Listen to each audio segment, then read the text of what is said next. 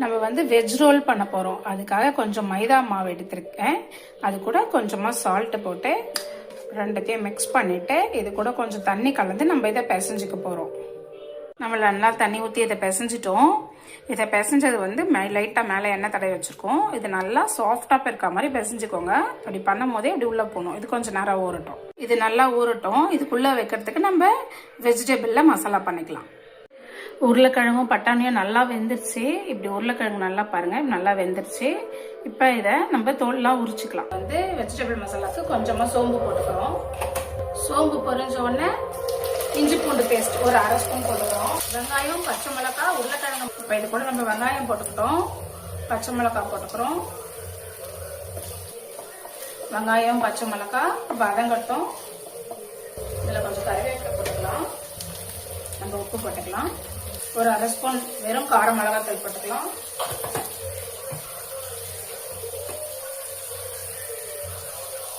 ஒரு 1/4 ஸ்பூன் கரம் மசாலா தூள் போட்டுக்கலாம். இப்போ இந்த பச்சை பட்டாணியையும் இந்த உருளைக்கிழங்கையும் இதில் சேர்த்துக்கலாம். உள்ள வைக்கிறதுக்கு ஸ்டஃபிங் நம்ம ரெடி பண்ணிட்டோம். வெஜ் ரோல் பண்ணுறதுக்கு கூட கொஞ்சம் கொத்தமல்லி போட்டுக்கலாம்.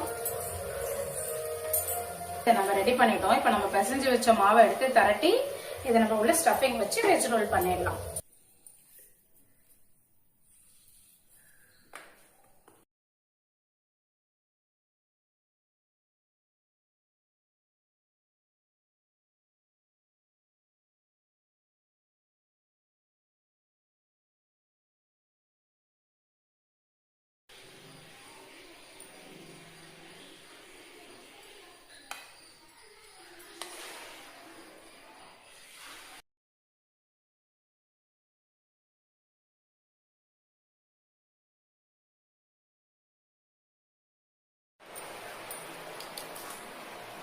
நம்ம எல்லாத்தையும் ரோல் பண்ணிட்டோம்பா.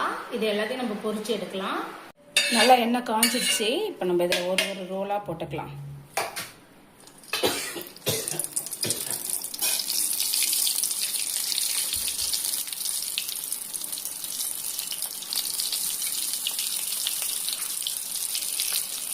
நம்ம ரோல் எல்லாத்தையும் பொரிச்சிட்டோம்ப்பா.